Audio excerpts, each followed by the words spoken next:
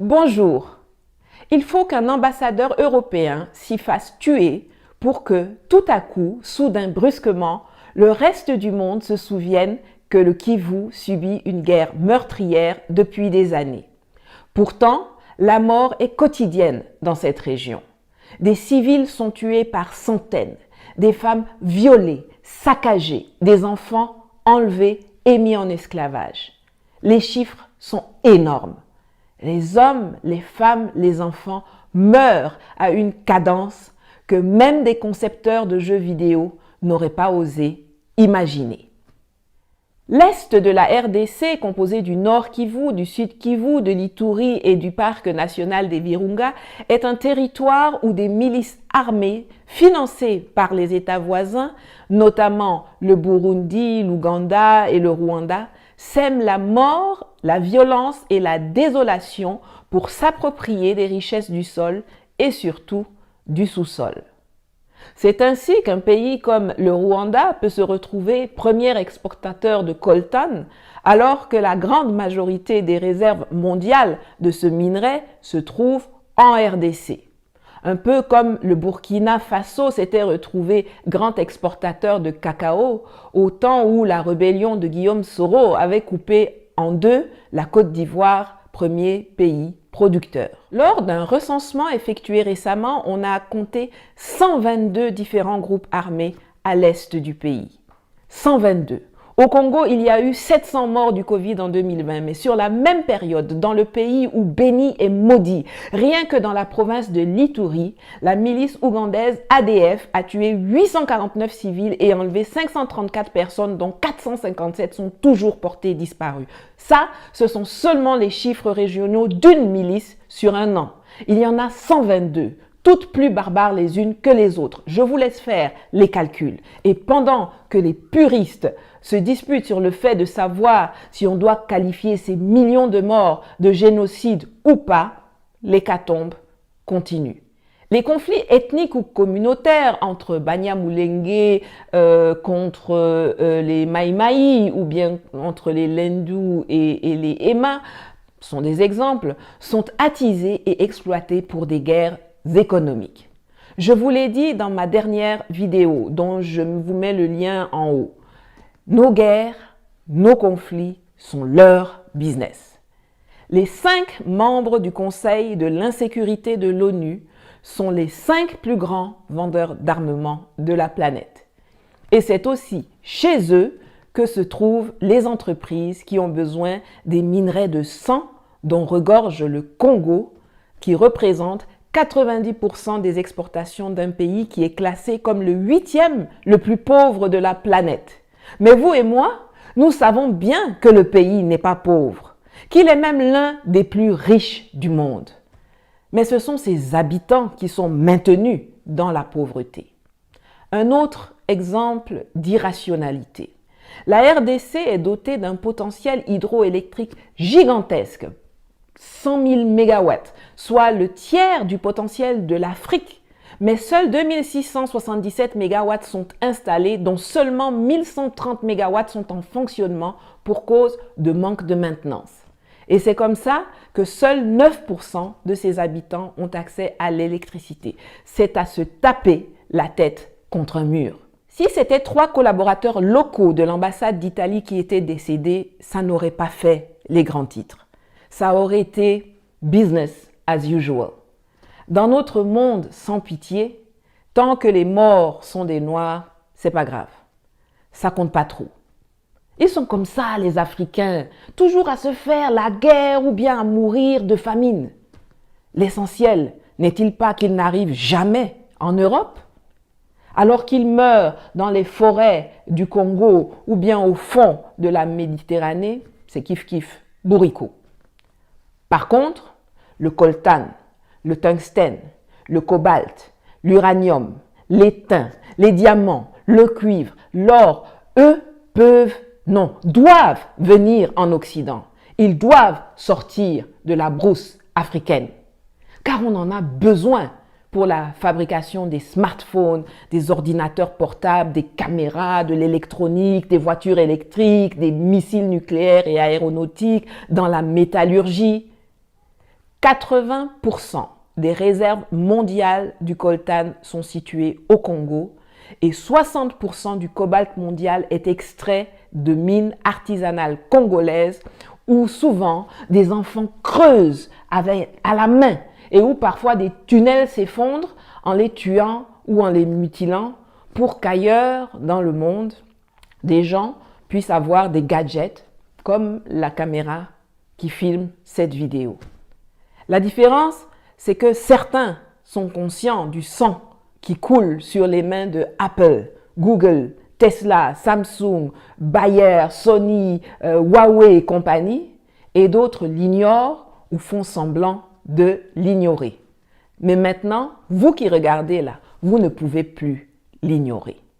Je sais qu'en Afrique, beaucoup n'aiment pas lire, mais je vous suggère quand même une bande dessinée intitulée « Kivu » que j'avais achetée peu avant mon expulsion, dont je vous mets le lien en commentaire ou dans la boîte de description, qui raconte avec une réalité saisissante la situation dans l'est du Congo et les relations sanglantes qui lient les monsieur propres occidentaux avec les monstres tueurs de la forêt équatoriale. Mais la communauté internationale dit qu'elle a déjà tant fait pour les Congolais. Tiens, il y a une opération des Nations Unies, la MONUSCO, qui ne sert pas à grand-chose, sauf à tenir les statistiques macabres des morts qui s'amoncellent. Pourtant, c'est un budget de 1,554 milliard de dollars par an qui est mis à la disposition de 17 000 casques bleus, bien mieux équipés que l'armée congolaise, mais qui n'arrivent pas à faire cesser le bain de sang dont sont en majeure partie victimes les populations civiles, dont la protection constitue quand même le cœur de la mission pour laquelle 14 000 membres du personnel militaire, 660 observateurs militaires et officiers d'état civil, 591 policiers et 1050 membres des unités de police constituées sont implantés depuis 2010. Ah oui, et puis on a donné le prix Nobel de la paix à Denis Mukwege, gynécologue, l'homme qui répare les femmes, dont les vagins ont été défoncés par les coups de butoir et les baïonnettes de leurs violeurs. On lui a aussi donné le prix Olof Palme, le prix des droits de l'homme des Nations Unies, le prix de la Fondation Clinton, le prix de la Fondation Chirac, le prix Sakharov. C'est tellement plus facile de s'acheter une bonne conscience en abreuvant une seule personne d'une montagne de prix plutôt que de faire cesser les massacres qui endeuillent un pays mais qui enrichissent vos entrepreneurs. La RDC a la possibilité de devenir la Chine de l'Afrique. En termes de puissance démographique, c'est 100 millions d'habitants. En termes d'étendue territoriale, c'est 2 345 000 km². En termes de ressources minières. Mais au lieu d'être un colosse qui inspire le respect, qui propulse le développement, qui envoie des gens dans l'espace, c'est un géant aux pieds d'argile que ses petits voisins violentent au calme depuis des années et qui expédie ses enfants 6 pieds sous terre. Alors c'est vrai, l'extérieur a sa part non négligeable de responsabilité.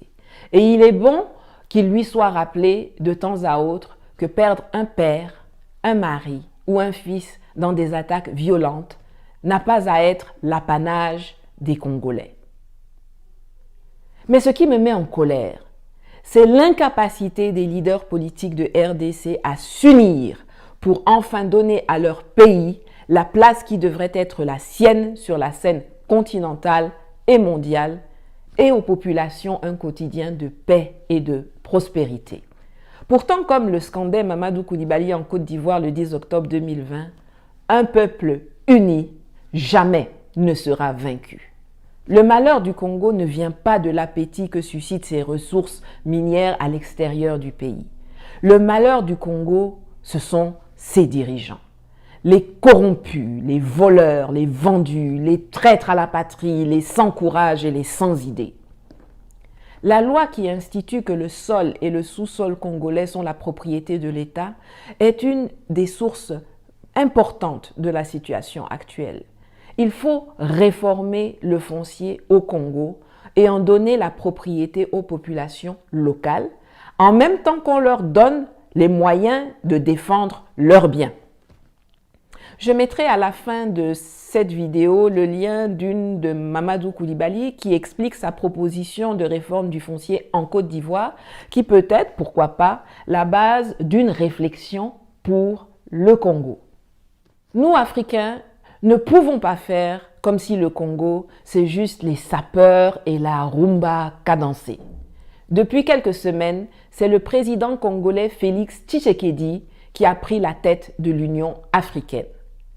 Cela va être difficile pour lui d'être crédible dans cette fonction si en parallèle, la situation n'évolue pas positivement dans son propre pays.